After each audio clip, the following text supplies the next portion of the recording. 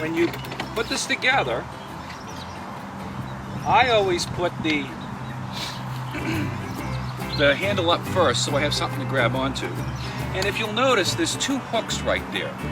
Those two hooks fit on the bar that goes on the rear end. So all you do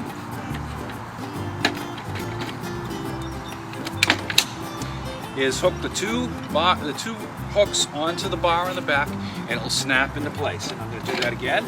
So the two hooks, okay, just fit right on that bar, and it pops into place.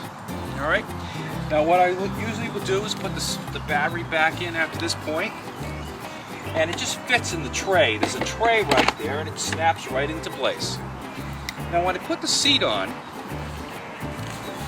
what happens is most people try to put the seat on this way. The problem is it's hard to find the hole.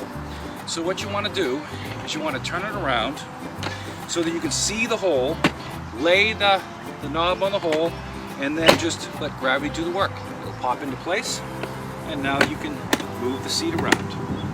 So that's how to take the scooter apart, put it back together again, and enjoy your day.